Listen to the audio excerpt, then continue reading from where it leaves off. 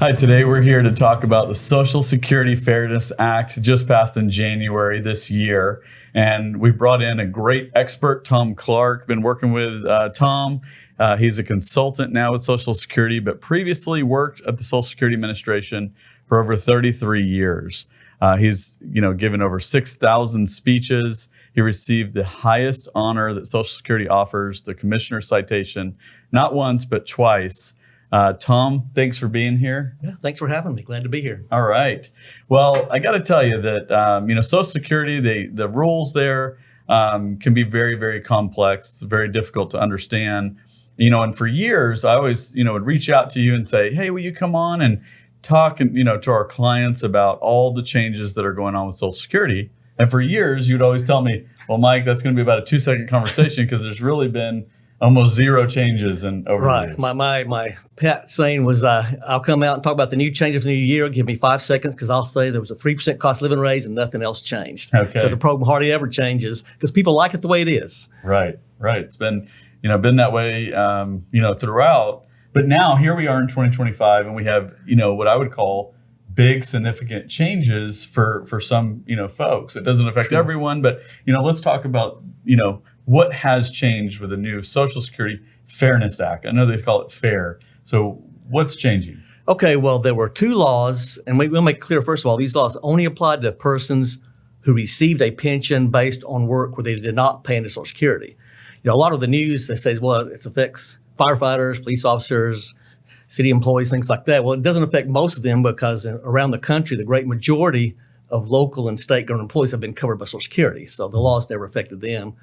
So the change in the laws only applies to people who received a pension based on work that was not covered by Social Security. Okay. There's two laws that apply to two different types of benefits. The Windfall Elimination Provision, that applied to benefits based on a person's own work under Social Security. So somebody received a pension based on work not covered by Social Security, but also had worked enough at Social Security covered jobs to qualify for that benefit. They still got a benefit, but it was affected or could have been affected by that, by receiving that pension. The other law is government pension offset, and that was the law that affected benefits on a spouse's record. So somebody received a pension based on work not covered by Social Security, part of that would offset the benefits they would be due on their spouse's Social Security record as a wife or husband or widow or widower. Okay. All right. So, immediately I go to Texas teachers, right? Right. And where they paying into the teacher retirement system rather than paying into Social Security.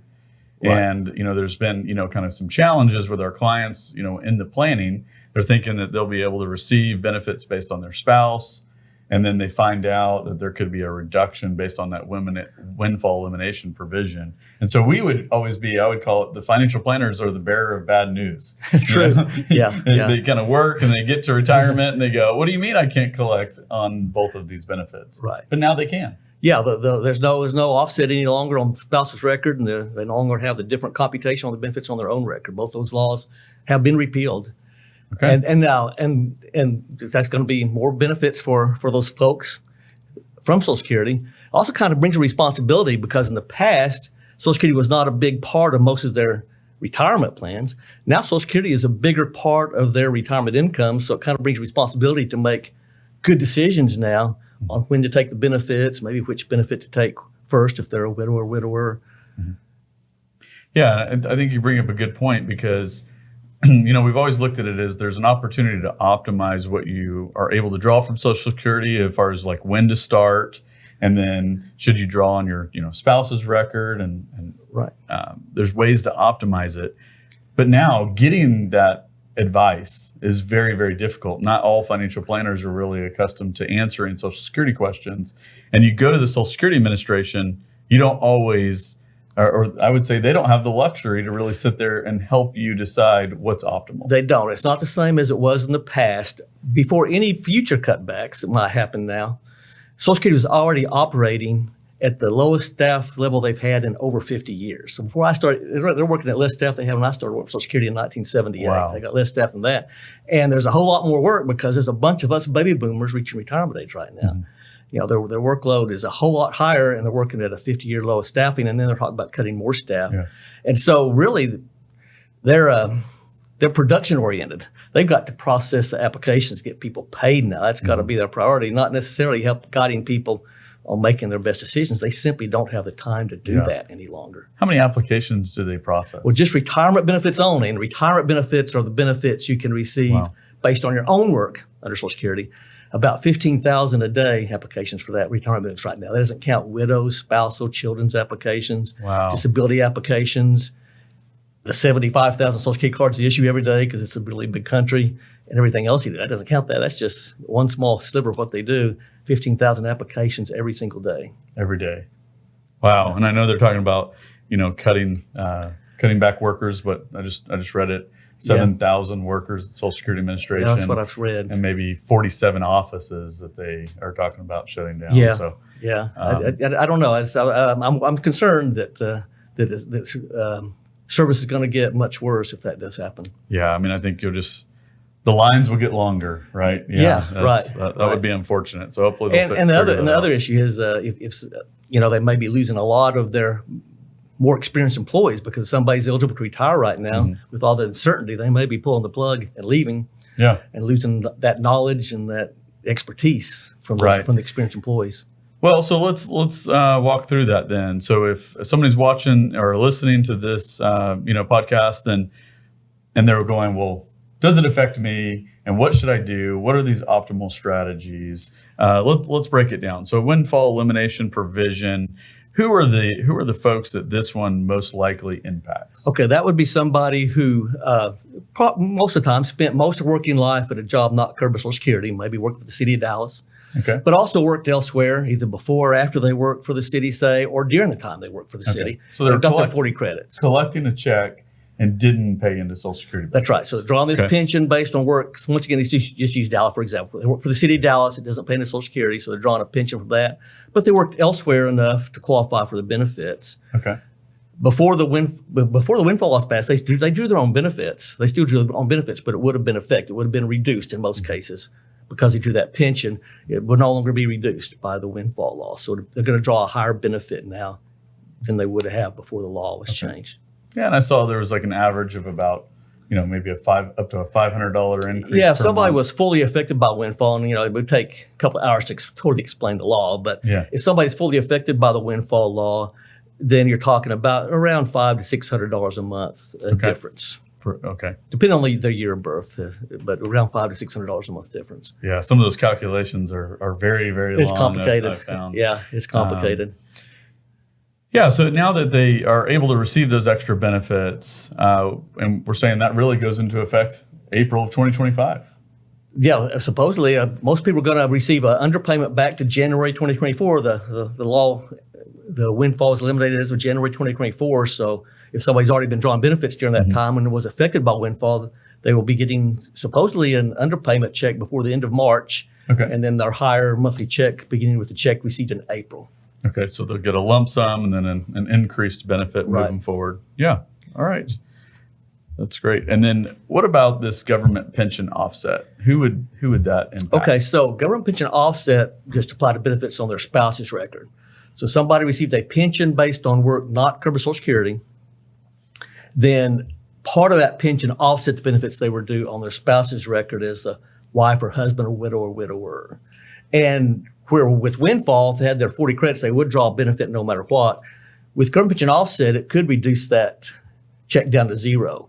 So if 2/3 of that pension that was based on work not covered by Social Security was more than the benefits they were due on their spouse's record, it would have been down to zero. And since that's been eliminated, that's why you're seeing some, in this case, some really big underpayments. Because that might have been, that widow's benefit that person could have been due might have been $2,000 a month or something. Yeah, that's right. So we had just a client just recently was in that same scenario, just received a check, back to January. So a lump sum check this year, $24,000. So that's a pretty significant amount that not expecting. And then moving forward, obviously we'll receive even more in benefits monthly. So it's a big deal. And so, it's interesting because I think one of the impacts that people don't think about, and maybe as a financial planner, we always consider is what are the tax ramifications? And, for the majority of Americans, they don't have any withholding on their Social Security benefit. And many believe Social Security is not taxable. Of course, that's not true. Right. Up to 85% of that check can be taxable. And so, it's if you've done your tax calculation for the year, you've already done your withholding, and then now you get this check in the mail, you really need to kind of go back and relook at your entire tax plan for the year. You do, because if your income's above $25,000 for an individual or $32,000 for a couple, and that's pretty much all your other income plus half your Social Security, if that adds it to be more than $25,000 for an individual or $32,000 for a couple, then at least part of the benefits will be taxable. Yeah. And then if your income is above $34,000 for an individual or $44,000 for a couple, then you have to include 85% benefits in your taxable income. Yeah. You don't pay 85% in tax. You pay whatever tax bracket percentage you're in on 85% of those benefits. And so for most people, when they get that underpayment, since they're drawing pensions already, they're probably in that point where 85% of the benefits are taxable because they're drawing this big pension in most cases. Yeah. And so they need to increase their withholding or make a quarterly payment or something. Right. And most people don't have income tax withheld from Social Security, but most people that owe income tax on their Social Security have other taxable income. What I usually suggest is just increase your withholding on that other income. If they're having income tax taken out of their pension, then increase the withholding on that pension to cover the tax they might owe on the Social Security. I think that's the simplest way to do it. I agree, and we really recommend that to our clients. And I always explain that as it's much easier to adjust your other withholding, or maybe if you're taking a distribution from your investments, we can change that withholding very quickly, rather than having to call Social Security or try to figure out how to change it. Because the form you fill out is an IRS form. Social Security doesn't collect taxes, basically. Yeah. And so you're filling out an IRS form. It's just one other finger in the pie, one other chance for making a mistake. So I like the idea, and that's what I do myself. Yeah. I have all my taxes withheld out of one source. Yeah. Somewhere else besides Social Security, right? But it would be time to recalculate. So then, in April, they're probably going to start seeing these, increases. Most folks have seen that lump sum check, but they're still paying those out. Right. Apparently they are. Throughout the rest of the year, from my understanding. And there's maybe some cases are more complicated and they won't be able to pay, change those as fast. That's what they're saying. Some may require some manual intervention. Yeah. Manual calculations. Yeah. That's amazing to me. But so they'll get that done at some point in 2025, and that's good. So looking forward, what does this really the change mean for like folks that are still working in public service? So you're a firefighter, police officer, teacher, government employee that doesn't pay into Social Security. How does that impact like the retirement planning that you need to do? Well, Social Security is going to be a bigger part of their benefits, particularly if they have a working spouse and they qualify for a high amount as the spouse or widow or widower on that spouse's record. It certainly makes Social Security a bigger part of that retirement plan. And of course, a lot of pensions, even including some public pensions, are not adjusted for inflation. So the buying power, by the time they pass away 20 years after retirement, the buying power is about a fourth of what it was before then. Social Security is going to keep pace with inflation automatically. And for a lot of those folks, their pension may be up here and Social Security here. In a few years, it's going to be this way because that Social Security is going to keep going with inflation. Their pension may not. That's right. So Social Security is going to be a lot bigger part of their retirement planning. And so that brings a responsibility that they didn't have before to make sure that they do what's necessary to maximize those checks if they can. So how much more would this change? How much more per year will Social Security be paying out in additional benefits? Well, let's just take somebody's benefits on their own record, the retirement benefits that's affected by the Windfall Elimination Provision. If they're fully affected by that, then they're going to see about a $500 to $600 increase in their checks. Okay. Now, as far as benefits on a spouse's record, if they're a widow or a widower, those benefits were reduced by an amount equal to 2/3 of that pension that wasn't covered by Social Security. And so that could be $2,000 or $3,000 a month, possibly, depending on how big that widow's check would have been. Okay. And then there's another issue here. Two issues kind of interrelated. One is Social Security has a limited retroactivity. It means that if somebody files for benefits, it's limited how far they can go back and pay retroactive checks. If somebody is younger than full retirement age, it's not retroactive at all. So somebody who's no longer affected by government pension offset, for example, and wanted to file for spouses or widows benefits, Then if they applied in March, they could pay them for the March check if they're younger than full retirement age. If they don't wait till April, they can't pay them for the March check. They can pay them for the April check. And so there's kind of a time issue here where some people need to go ahead and apply for benefits.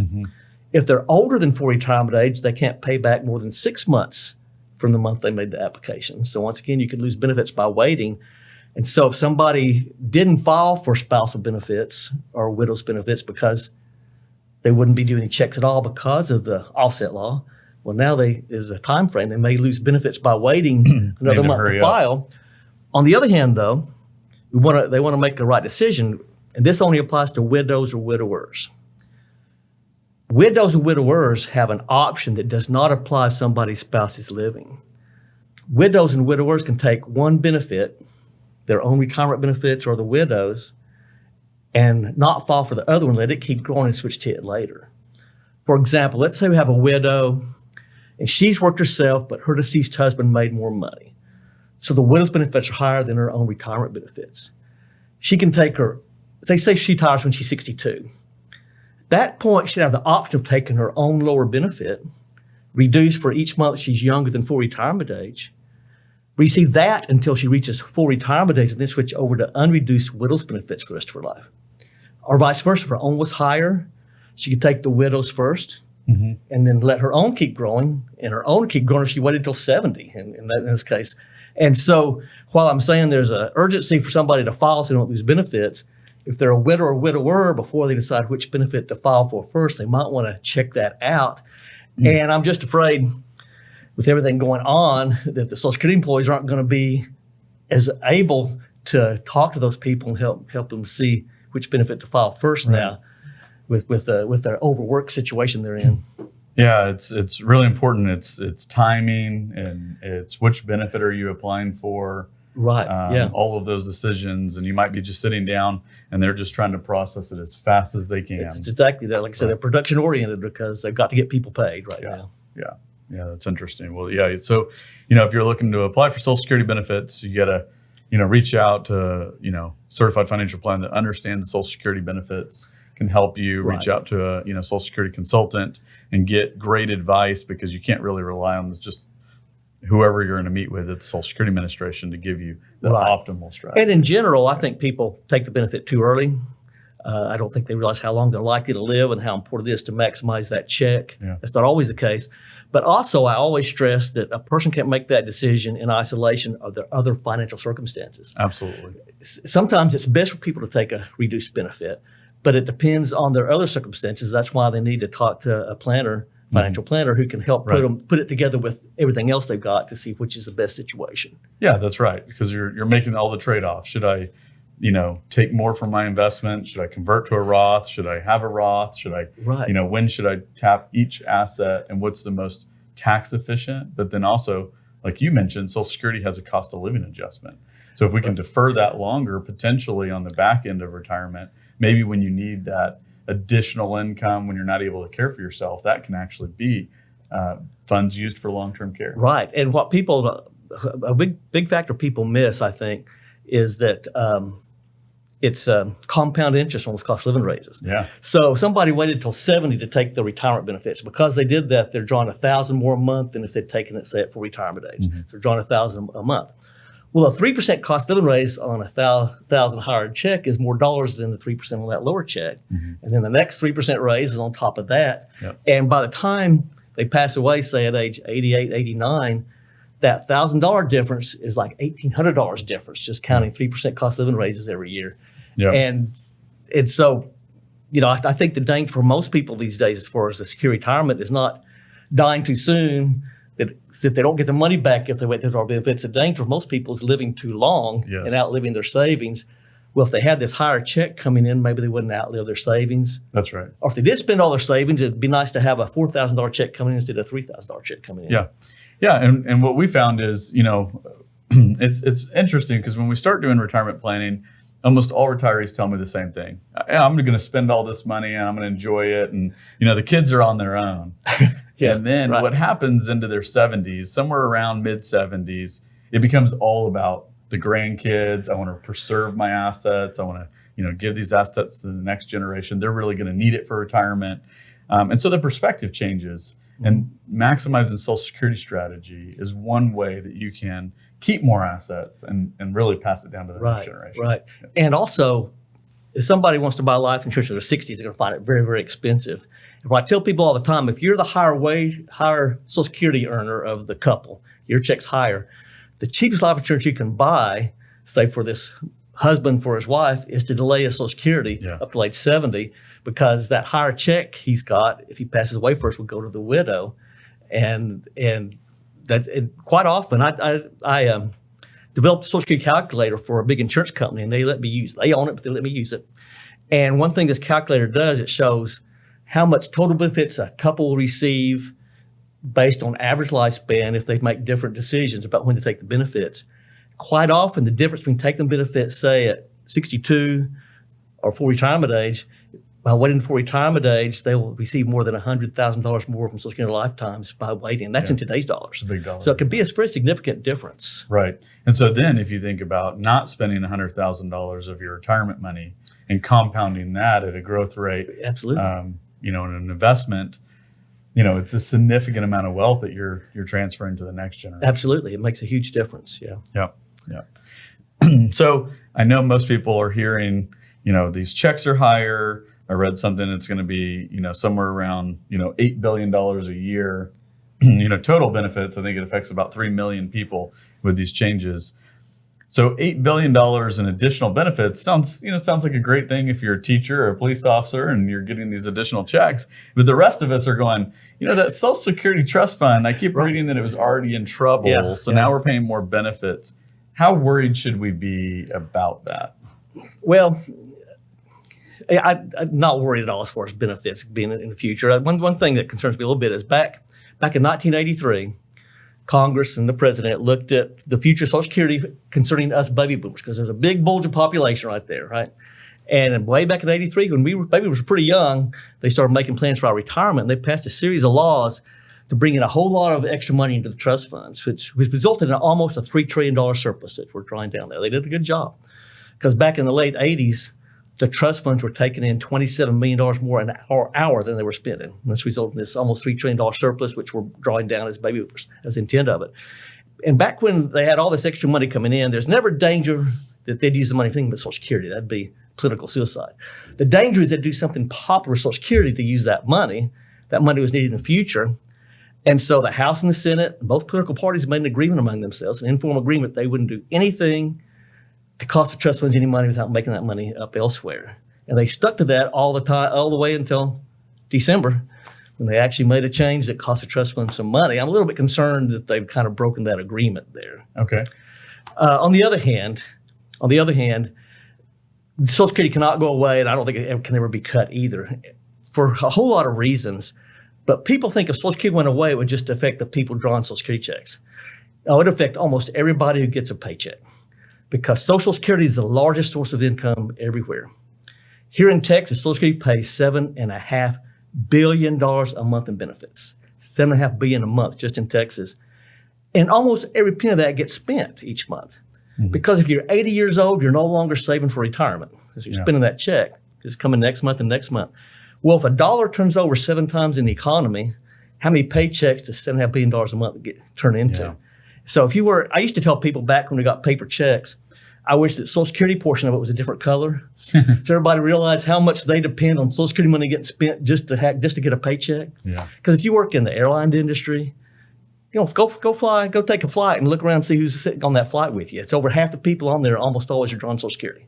Yeah. And they wouldn't be on that flight if Social Security went away, because for 2/3 of people over 65, Social Security is more than half their income. Yeah. And so it simply can't go away, because so many people depend on that money being spent. There's a lot of people tell us that the reason we haven't had another depression is because Social Security exists now and didn't back in 1929. That's right. Since 1940, we've had 0 depressions in this country. 1940 is when Social Security started paying monthly benefits. And before then, we had a depression every 17 years on average. We've had none in that length of time. And so the whole economy depends on that Social Security money being spent. That's one huge reason why it's not going to go away. It's not going to get cut either. What's 20% of $7.5 billion?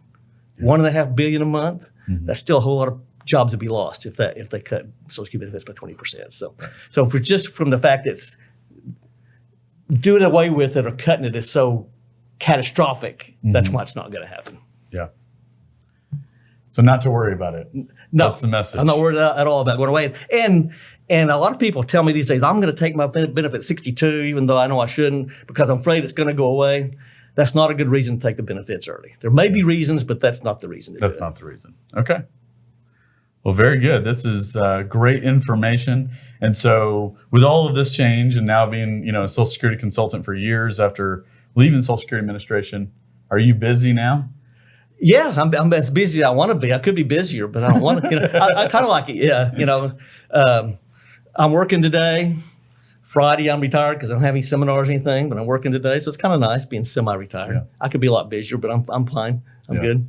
Yeah. Well, this is, interesting because there's, finally some changes. It impacts you. It's really complex and there's not a great source of, information to really understand how it impacts you. Yeah. There's a lot of misinformation out there. My line is anything your brother-in-law told you on Thanksgiving Day about Social Security after watching the Cowboys eating turkey was wrong, okay? Anything your coworkers and neighbors, your relatives say about Social Security is wrong.